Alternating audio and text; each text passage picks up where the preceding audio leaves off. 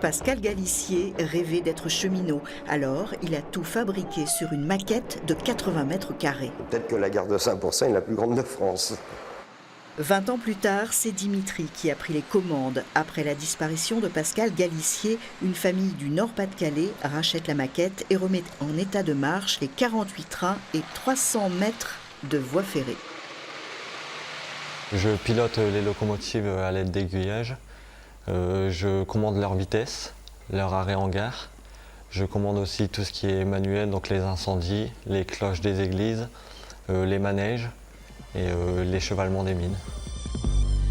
La mine de Noyant-d'Allier, voici l'autre facette de cette maquette. Les wagons dans les galeries, les cheminées qui fument et le chevalement, c'est tout un univers qui ressurgit. Cette maquette est fragile. Tout ce qui est nettoyage, ça se faisait au coton-tige. À la pince à épiler pour remettre les personnages en place. On est très satisfait et très fiers de notre travail.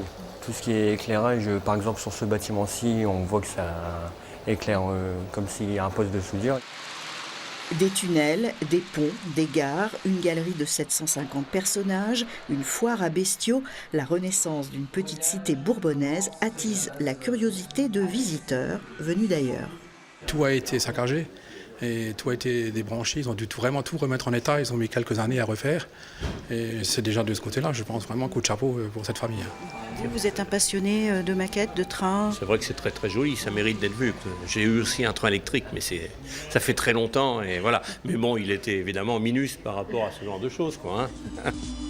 Parmi les trésors miniatures du palais, il manque encore une pièce majeure, celle du funiculaire. Elle n'a toujours pas été retrouvée. Un avis de recherche est lancé pour enrichir la maquette bourbonnaise.